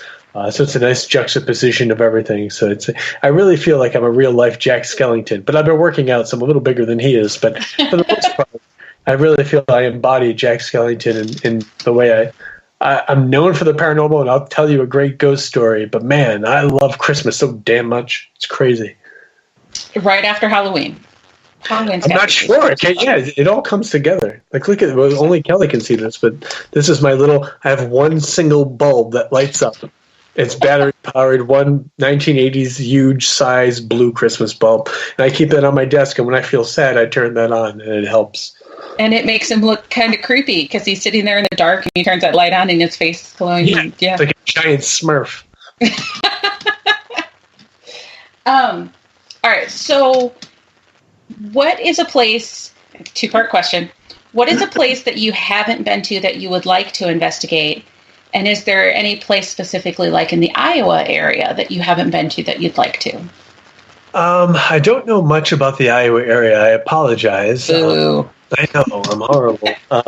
I do enjoy Malvern Manor quite a bit. Oh, of course, yeah. Great place. Josh Hurd, great guy. Really like him. Amazing. The Axe Murder House. I love Johnny Hauser. I would love to go and hang out with Johnny Hauser for 3 days at a bar, and then go to the gym with Johnny Hauser, take him to the Flapjack House. That'd be great. I never want to go back to the Axe Murder House, and nothing paranormal happened to me there, but just the story of some creepy dude waiting and hiding and then murdering people with an axe really bothered me, and it really screwed me up. To the point where 2 days ago we had our first son in 3 weeks, and I cut the grass. And then, I always do now, ever since going to the Blask Axe Murder House, I have to go in through my house, go through the basement, all the way up to the attic, and make sure no one's hiding anywhere, because, the door was open while I was cutting the lawn. What if somebody snuck in? And so then I have to do that because of Johnny Hauser. Places I want. Damn it, Johnny. Damn it, Johnny. You and your damn sexy beard. It is an epic beard. It really is. It's amazing. I can't grow facial hair, so I'm forever in awe. But one place I always wanted to go, and I pitched a lot when I was on GHI, was I always wanted to go to Greece, and I wanted to investigate the Greek Isles. Being a Christian, although I applaud and appreciate all religions, everybody operating in kindness and love, I'm totally on board. Different profits for different people. I believe it's all still one big parent company. But I always wanted to go to Greece, and I wanted to go to some of the caves and stuff out in the islands, but never got to do that. And Egypt was another one we almost got to go investigate, but there's a lot of political unrest there at that time, which Yes. So we didn't get to go there either, but Greece is one country I really want to get to at some point. Hey, maybe I'll just go for a vacation. That's like an idea I never get to do. So that would vacation. What's vacation? I go to Disney 4 or 5 days a year, which I live for. Like, trust me, like I walk around there with the Mickey pretzel in each hand and a smile from ear to ear. Like I'm ridiculously happy there. It's just it's the happiest place on earth. How can you not be? I'm so crazy happy when I'm at Disney. One of my plans for retirement. I plan on retiring from being a very motivational, successful motivational speaker. But when I retire, I want to drive the little ferry boat that goes from the Port New Orleans resorts down to downtown Disney. I just want to drive that boat up and down that river 7-8 times a day and just listen to the old jazz music and be a happy little skipper. All right, so I've got a tough question for you. Are you ready? Yeah, let's rock it. Disney World or Harry Potter at Universal? Oh, baby girl, I got to be honest. I as much as I love Harry Potter, I'm a Disney guy. Oh man, I don't know that we can be friends anymore. No, it's just I'm old school. Like I love the Peter Pan ride. My Haunted Mansion is like I could just go on that literally. Oh, the Haunted Mansion, yes. It's so much fun, and Space Mountain, and just listen to I like riding the People Mover. The People Mover is basically a booth at a restaurant that just goes around. Mm-hmm. But I'm so happy on it. I'm just looking at people and waving. My wife's like, "Who are you waving at?" I'm like, "All the people." I don't know, just those people. I feel like the prettiest girl in the parade. Everyone's looking up at me, and I'm waving. One of my other goals in life was to someday ride the turkey at the Macy's Day Parade in the big float and wave to people. I don't know if that'll ever happen, but I hold on to it as a possibility. I think Can people ride the turkey? No, not yet, but I think I could. I could be the first to ride the turkey. That'd be great. Like just sitting right up there on top of the neck, my feet dangling down around his gobbler, just waving to people left and right. Happy Thanksgiving, everybody! It'd be one. I could even eat a pumpkin pie at the same time. Like, let's really bring it together and celebrate. Perfect. So, all right, everybody. You have to figure out a contact name for the Macy's Parade and put in that Dustin needs to ride the turkey. We need to make this happen for him. I'd have so much fun. So I went one year I brought my family one year to go see it, and I was so happy. Like, it was so cool. Like, I had a hotel room with the window view, and I was like, this is everything. I always parade since I was a kid. I'm all big into innocence, and like I feel like we grow up too fast now. And the Macy's Day Parade is one of those things that reminds me of being a kid, and I focus on those moments. Can I ask you a question, Kelly? Sure. Which house of Harry Potter would you put yourself in if you were? Would I put myself in, not Pottermore? Which if you could choose, like what would be the house if you were to go to Hogwarts? Where would you want to go? I'd probably be Ravenclaw. Ravenclaw. Yeah, probably Ravenclaw. Yeah. Okay. And you? I think I would probably be sorted as a Gryffindor, but I would probably switch over to Slytherin for the chicks. Well, see, it never. You shouldn't have said the last part because I was because Pottermore made me a Slytherin. Oh, so it don't work. Ignore the last part of what he said because that's not why I was saying that. Sure, it wasn't. But yeah, when I did the Pottermore thing and they put me in my house, they pulled up Slytherin, and I'm like, what? No, but I was putting Gryffindor when I played Pottermore. I was in Gryffindor. Well, and if you read through it, I guess it kind of makes sense because it's saying, you're ambitious, you want to be a leader, you want to, you have a tendency to take charge and make things happen. And okay, that's me, but Slytherin sounds bad. I don't want to be Slytherin. Yeah, they're good. They're cunning. I like it. Yeah, I figured I would probably be in Ravenclaw, but Gryffindor would be fun. There was like a recent, like one of those online little survey things where like everyone's made up of two houses, it came out to be Gryffindor and Slytherin. I think Slytherin was put first, which made me feel bad and dirty, but also kind of fun. Yeah, And that's kind of what I was saying. It's like I felt kind of like, well, I'm not a bad person. Stop. I think they just get a bad rap. It's okay. They do. Yeah. I'm sure it is. Right. It's all Draco's fault. I know, right? Never trust blonde-haired guys. That's always been my credo. That's right. That's why I've never gone blonde. Not the fact that it would be completely freaky for me to be blonde, but blonde girls. Okay, blonde guys I've never trusted.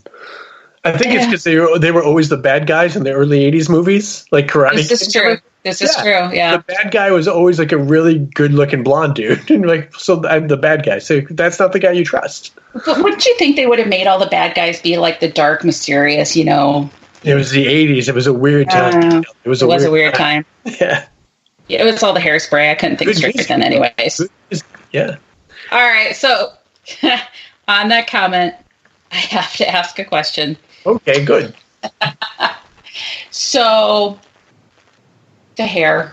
You're notorious for the hair. For some reason or other, yes. It's always good to have a gimmick in life. I always feel like if you're on stage, like one of my quotes is, don't be a tree in the stage play of your own life. So when I was on Ghost Hunters, I was like, well, if they need to talk to me about something, it might as well be my hair. So, just always wore your hair like that, or?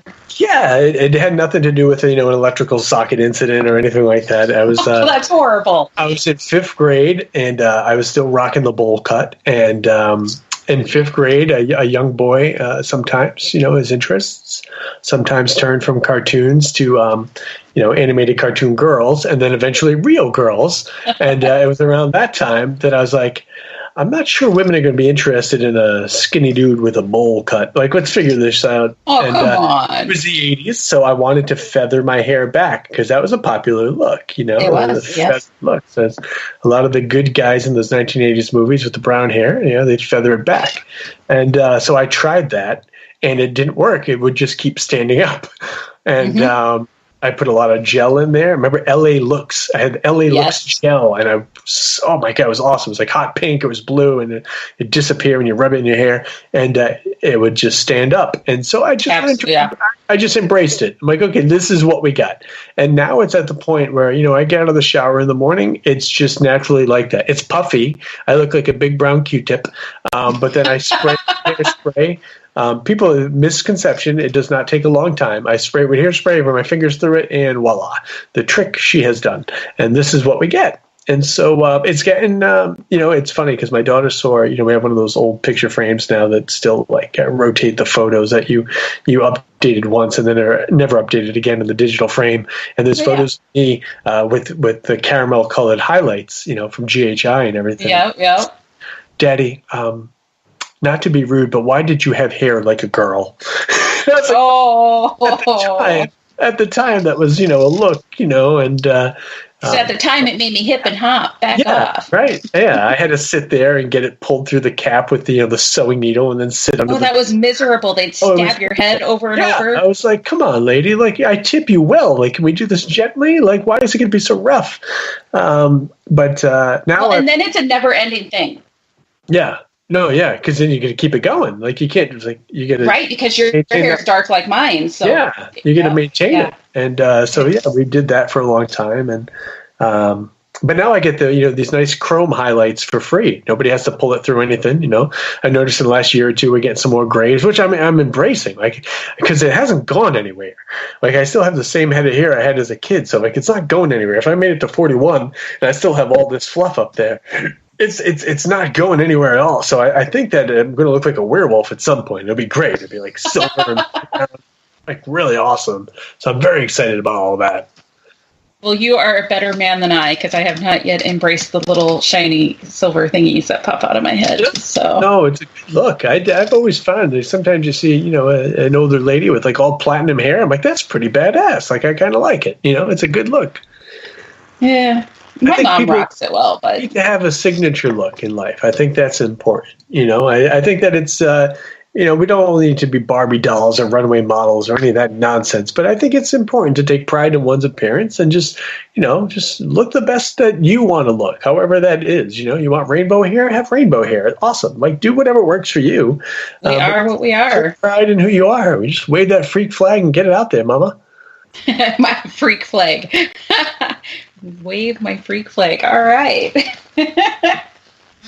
I had a question, and now I just completely lost it. Most welcome. This is most stuff that's in my books and stuff. I was talking to a friend of mine about this the other day. I was like, my motivational books are not you can do it and here's how I figured out the secret to life. Mine's like, listen, I'm a god dang mess, but here's what I'm working with. Maybe this will work for you too. It's just normal stories of weirdness. Thank you for climbing in my head and reminding me what I was going to ask you about. You're welcome. I was just trying to buy your time, All right. So the motivational thing. Yeah. How did you come about doing all of that? I mean, I know this is just part of who you are, and I get that, but it takes a certain determination to embrace that and go with it like you have. How'd you get there? A lot of it came about when I was on the international show, because I would spend a lot of time in my hotel room. Like, we work all day, you sleep late, and you try to get some lunch, force feed yourself, go film some more, and then you get one day off yourself a week. And I used to have this little special thing I'd call romance night, and I would light candles for myself and draw a big bubble bath and order myself pizza and dessert and everything. Really treat myself, because I was away for like 2 months at a time, and a man gets lonely. We don't need all the details. Yeah, no, I'm not giving you all of them. It ends at the bubble bath. So, but I enjoyed my time, and I'd find people. This was back when MySpace was the thing, like the time before Facebook. It's like BC and AD. So back in BC, when people were on the MySpace, I'd go on there and people would write to me, and there's the ghost questions and stuff, which was fine. It was commonplace. You dance with what people know about you, but it went from that to stories of like I hate my job. I'm like, I hate mine too. Like, what can I do for you? And we'd go back and forth about things. And then it was love life advice. And I always tell people, I joke that I was kind of like a paranormal Dear Abby, just sitting out there in my hotel room, answering questions from people that needed a little bit of help. And I have a helpful heart, and I was happy to do so. And I noticed when I came back to the States and I would do events and everything, more and more people would show up. And when they would come to the table, it wasn't, hey, I really enjoyed you at Lep Castle. Steve, you're my favorite ghost hunter. Sometimes it was, hey, I really appreciated when you wrote back to me about this. Like, I was in a real bad place at this time. And I started doing work with people that were, self-harming, people that were cutting themselves, people that were contemplating suicide. And I was like, wow, like, I'm just some guy that walks around in the dark on TV, but some of these people resonate, or something about me resonates with them, and they're reaching out to me for help, and maybe they don't have anybody else that can help them. And so I took that very seriously. And so I made sure I spent time writing back to them. And sometimes it was to my own peril, because some of them, unfortunately, were just so consuming that it would take up all of my time. And I learned a very important lesson very early on with what I call my magic feather theory, is that just like Dumbo, I can't be your magic feather. I can help you. I can tell you some things maybe and try to guide you. But at the end of the day, the magic's in you. You have to fly on your own. And if you hold on to me too tightly, we're both going down. And so that unfortunately came about early, but I learned from it. And so sometimes, I had an ex-fiance of mine who I wish well, like, whatever. People have different life paths. I think it's fine. I wouldn't be where I am now if that worked out. So it's cool. But she was a lifeguard, and she told me one of the first things they ever taught her was, when you swim out to rescue somebody who's drowning, sometimes you have to kick them away, because they're so panicked they will grab onto you, right, and they will bring you down with them. And so I keep that in mind. But more and more people started reaching out to me, and like every night for the last, 4 or 5 years now on Twitter, I always sign off with the phone number for the American Foundation for Suicide Prevention and their text crisis line now. And because I always believe in just leaving that light on, because you never know who might need it. And sometimes I wake up and I'll have an email or a direct message or a reply message just thanking me for that, or I passed that number along to my friend because they needed it tonight. And it's that ripple effect. Like, I'm nobody important more than anybody else is. We're all equally important. But if I've got a little bit of platform that was given to me, and now I can use that to try to help other people, and you can use that to further help other people, everybody that retweets that every night, we're helping each other, and that's what it should all be about. And so that's just how it came about. And I love going out there. I love doing my motivational lectures. I got a series of Christmas lectures that are all motivational, and all my paranormal lectures, you get some of my motivational stuff in there, because I just believe that's what's put upon my heart to do. And I remember, it's funny, the things that stand out in my mind, but like I did a lecture for Amy at one of her Kindred Spirits events last winter. It was cold, and we're up in New Hampshire, and I did my lecture. This woman came up to me afterwards, and she said, I didn't really know what to think of you when you get up there, and I came here for, the paranormal stuff. She's like, but you were the one person that really gave me what I needed this weekend, and I really appreciate that. And those kind of stories are not unique to just her. Like, I get that, more and more commonly, but it doesn't make it any less special. It's really amazing to me, because I realize that a lot of us sometimes feel these things and we just push them down and walk on them because we don't know how else to deal with them. But if we don't deal with those things, eventually they can overtake us. And it's so important for us to take time for ourselves. Like 2 weekends ago, I took my first ever unicorn day, I called it. And I signed off from social media for the whole weekend. I was like, hey, love you guys. I'm going to be back in a couple of days. I got to take care of myself, because I just felt like I recently lost my uncle. We had to euthanize one of our cats. Work was kicking my butt left ways and sideways. And I was just like, there's so much going on right now. I just need to step away from everything and just kind of focus on some of the things that make me happy. And because I'm not going to be of any help to anybody else if I'm a damn mess. So I had to do that. And I think that's okay. And I think it's important for people to know that too. So it's become the biggest part of who I am, And in June, I'm going to be doing my first ever overnight walk up in Boston for the American Foundation for Suicide Prevention. And it's something I've always wanted to do. It's like a 16 to 18 mile walk throughout the night. This year it's June 22nd up in Boston. I'm never around when they do it, or they do it in other towns and I'm not there. But this year I made sure I didn't book anything that weekend because it meant that much to me to be a part of it. And thanks to all the good people online and at my events that have been contributing, we're almost at $5,000 for that event. And just for me, and there's hundreds and hundreds of people walking. So think of what all that good can do for that foundation and for all the people they help. So I'm happy. I'm so excited to do that. I just hope it doesn't rain. But even if it does rain, I'll be there. But I just feel like I've been living in constant rain forever here. But maybe it'll be all washed out by June. So anyway, that's what I do, and that's why I do it. Well, and just to do a plug for the walk that he's talking about, I believe he's still doing this, so cut me off if you're not. But for anybody who donates $50 to the walk to the cause that he's supporting, I believe he's recording a little personal thank you video for you guys. Yeah, it's on all my social media pages because I don't know it happens unless you do it through my page. But it's on all my Twitter and Instagram and Facebook and stuff. You can find my page even if you just Google Dustin Pari overnight walk. And it'll come up. And anybody who donates $50 or more on my page, I've been doing little shout-out videos.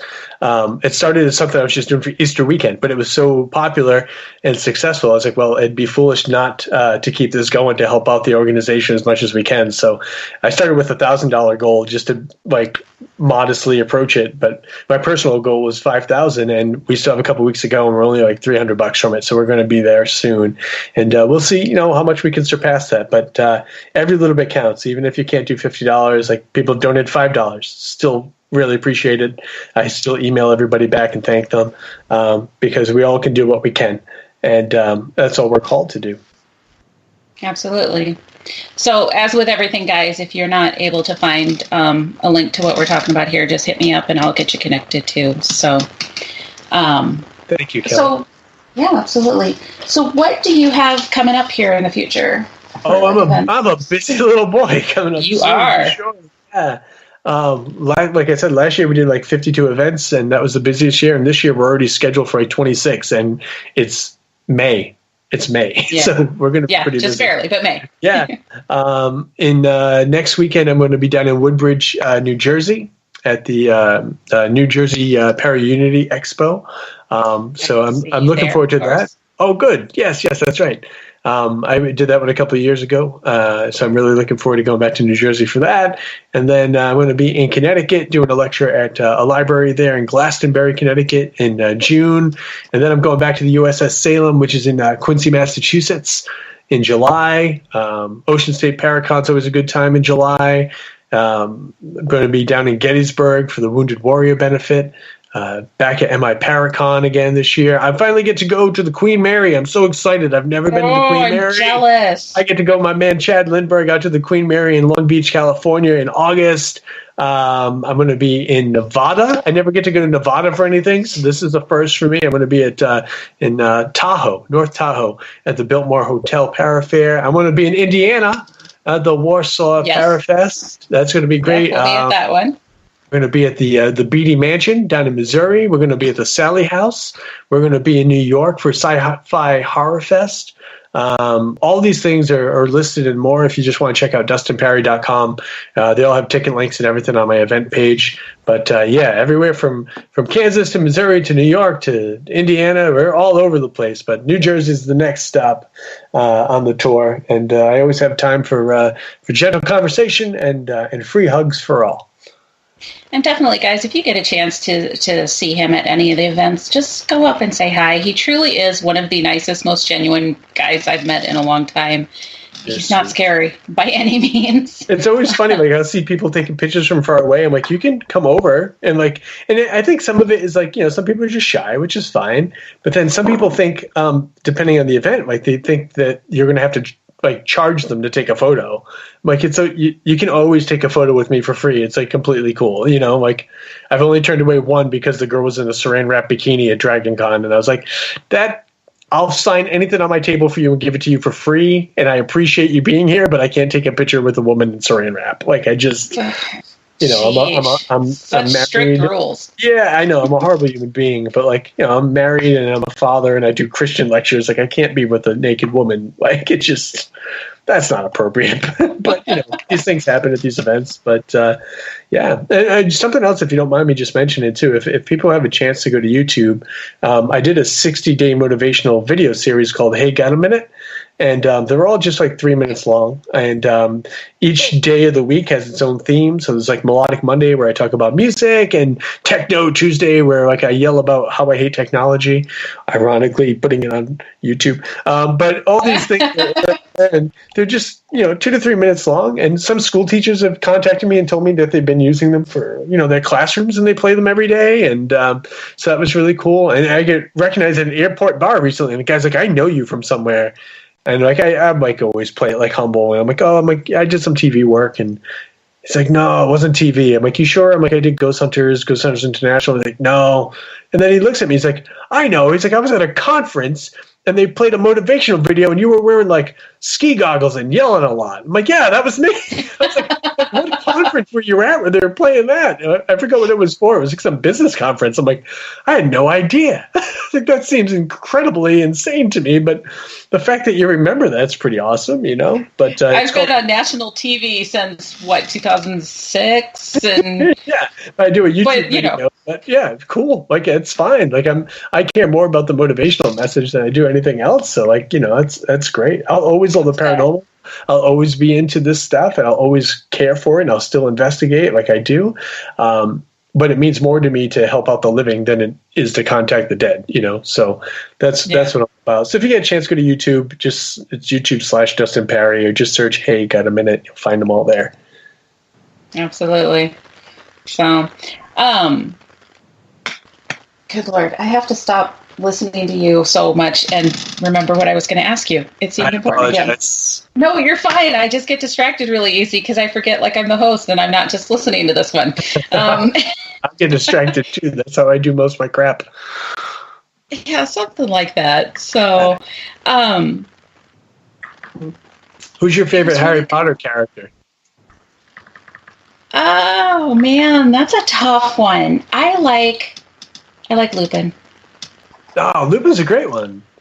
He's just a good guy, know, and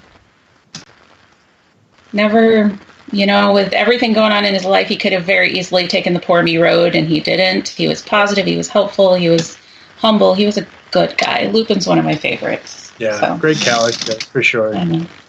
Same to you. Well, what question? What character? I always just liked Tonks. I like the name Nymphadora. It just sounded hot. Yes. I thought that was a great character. I really enjoyed. I had a crush on Emma Watson. As she got older, of course. Yeah. I actually saw her because she went to school in Rhode Island for a while at Brown University, and I was delivering something to a dentist's office because being oral surgeons, we work in here with dentists and orthodontists. And I was delivering something down in the east side of Providence, down near Brown University, and she came walking down the stairs from like some little building or something, and she was eating an apple, and she looked over and smiled. I almost crashed the damn truck. And I was trying to find a place to park because I wanted to run out and say hello, and like there's no place to park, and I'm like, oh, I'm like, there goes Hermione. This is my chance. But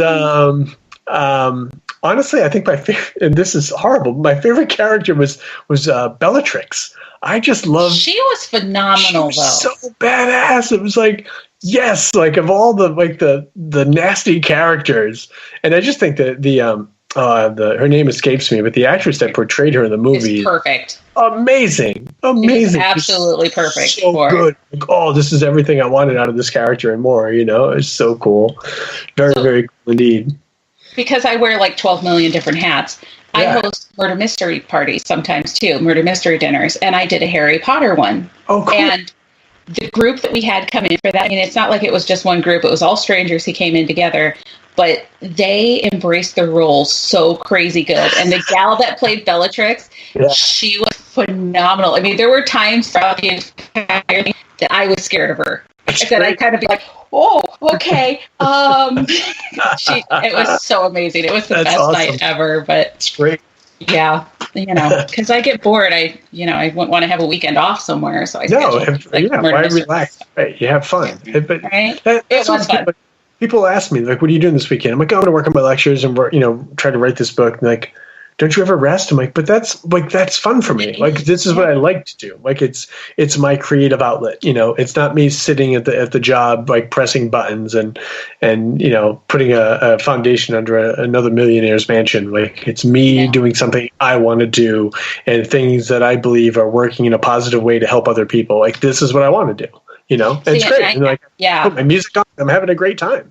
And I get that 100% because I love to organize events. I love to just make those happen and give people the opportunity to experience things, whether it's paranormal investigations or the Psychic and Paranormal Expos or murder mystery dinners or whatever it is.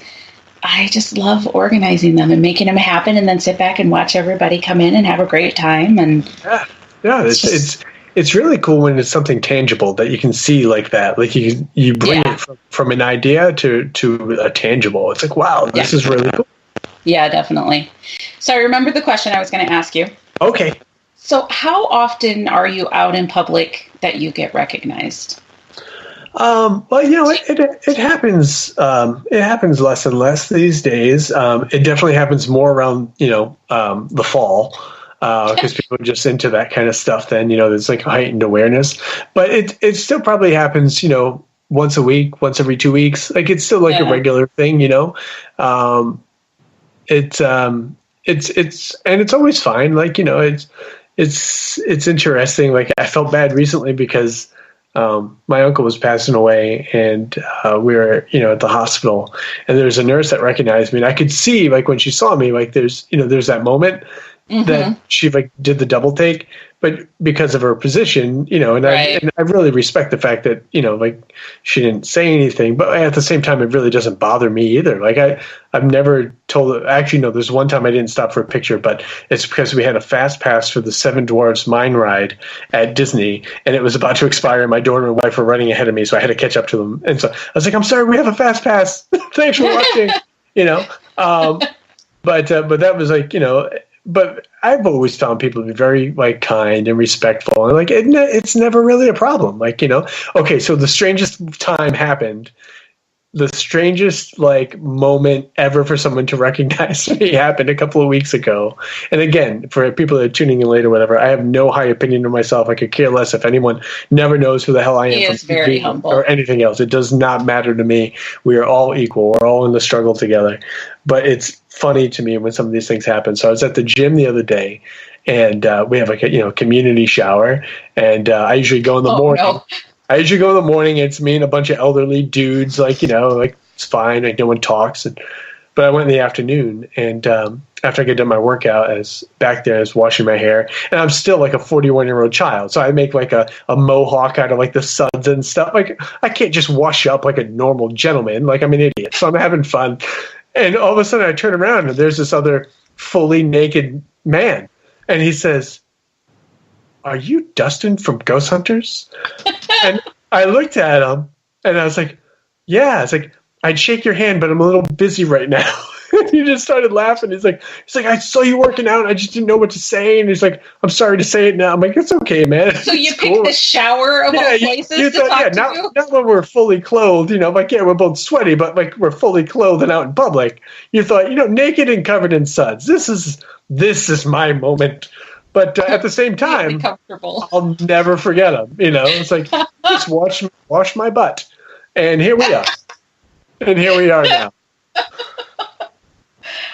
What would give somebody the balls to do that? I mean, you just no. It didn't bother me in the least. Like, to me, it was comical. I'm like, God bless this guy. Because, I mean, I'm at a convention sitting in a green room, like, the backstage green room where they have the for us to snack on. And I'm like shy and awkwardly approaching like guys from like other shows or girls from other shows, And like, here's this dude like just working out. And now we're both naked. And he's like, "Hey, how are you?" I'm good, man. So I'm going to add to the creep factor of this because before you recognize somebody, you have that staring them down thing where it's like, is it really? Am I sure? He checked you out for a while before he said something. Just let me know. Like the Mona Lisa, people gaze. Oh my gosh, that post is hilarious. Did you see that? I used the Mona. So what's really funny is I use the Mona Lisa analogy like a lot, and I had no idea until this past weekend that if you Google search short-haired Mona Lisa, it looks a lot like me.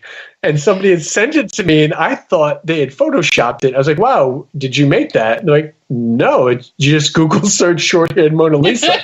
I was like, "Oh my God, that's really strange." So if you guys ever wondered what Dustin had looked like as a chick, there you go, short-haired Mona Lisa.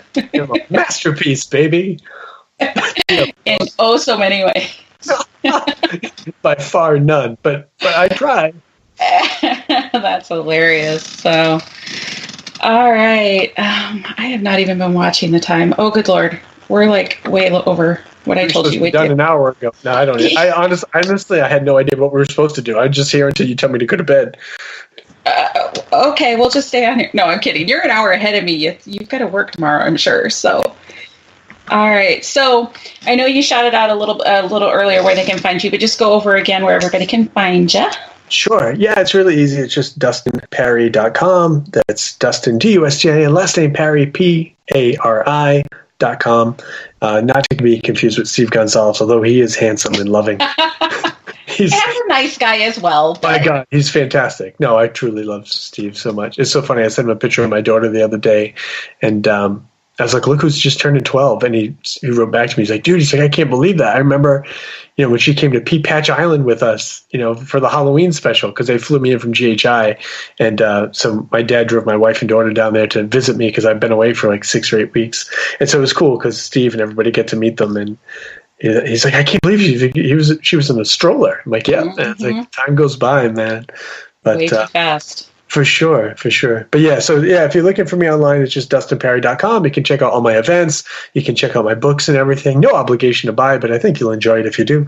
And if you go to YouTube/Dustin Pari, you can see my motivational videos, my Hate Get a Minute videos, some things from my Magical Mystery Box video tour. So I'm always working on new things, and I love meeting new people.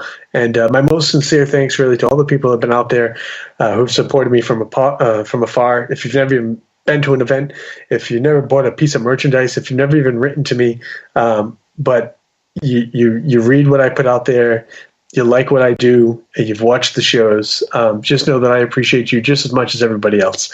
And we're all in this life together. If anybody's having a tough time, please make sure that you reach out for help. There's people out there that'll talk to you. Find a friend. Turn to the American Foundation for Suicide Prevention. Just don't give up, because this is your golden ticket. This is your go time around, and we're all equally important. And things get tough sometimes, and it sucks and it's dark. But keep your eyes on the horizon and don't give up. I love you guys all so very much. Kelly, thanks so very much for having me on. It's been a blessing to have met you, and I'm so happy to have been here tonight. It's been super fun having you. Absolutely. And I know you get humble when I say things like this, but guys, I haven't known Dustin for a super long time, but I am honored to know him and to get to know him better. And he truly is he's a really good guy, and he's very humble about what he does, and he's very approachable. So follow him, support him, show him a little love. He's one of the ones that deserves it. So be sure to follow up on that. And just a huge thank you to you for coming on the show. I know your schedule. I know how busy you are. So My for pleasure. you to take the time to come on here, I'm humbled. So thank you for that. Thank you very much. It's been my pleasure. Thank you, Kelly. And thanks again, everybody. Absolutely. Okay, guys, there's been a ton of chat, and I've kind of sort of been watching it, but very honestly, I'm not going to try to go back and do shout outs. I've seen you. I appreciate you. I know you. I love you guys. Thank you so much. I could not have asked for a better start here on Paranormal Buzz Radio, getting switched over to the new platform. So thank you guys, everybody, for tuning in and switching over and going on Paranormal Buzz with me. Loving the chat. So I will get better at watching it, I swear. All right, so things coming up for me, guys. Friday night here right on Paranormal Buzz Radio, we've got Shay's Paranormal Chat, and we'll be taking some question and answers, but I also will be providing tarot readings at night for everybody. So just a one-card quick tarot reading for people, so be in chat if you want to get some of that. On Monday night, the 13th, I have my next Intuitive Journey class, and we are going to be doing candle magic. And I know that sounds scary, guys, but check into it. You guys did your first candle magic the first time you blew out a birthday candle, so it's truly not anything scary or unusual. So check out the event on that. I'll be posting more information up through Monday. Next Wednesday on The Realm Walker, we are going to have Psychic Gem B as the guest. She also is one of our Paranormal Buzz hosts. She is on The Skeptic and the Psychic, and she's a super good time. So, join in for that one. As Dustin said, the 18th, the 17th, and the 18th is the New Jersey Para-Unity Expo, and I will be out there in New Jersey and get to see Dustin and Dan Class and a bunch of other cool people out there, so super duper excited about that. I think I'll probably stop there. Well, I guess I'll tell you one more thing. May 22nd, I'm actually going to be at Edinburgh Manor with Raven Rose Paranormal investigating, so for all of you guys that like to watch my live feeds when I do that, be sure to be watching that night. Obviously, I can't say for sure what time I'm going to go on because I'd tell you a time and I'd miss it because that's how I do. But be watching. I'm sure we'll go live at some point throughout the night. So, all right, that's probably far enough out for now. Thank you. Truly, thank you again. I appreciate it. You're amazing. Can't wait to keep getting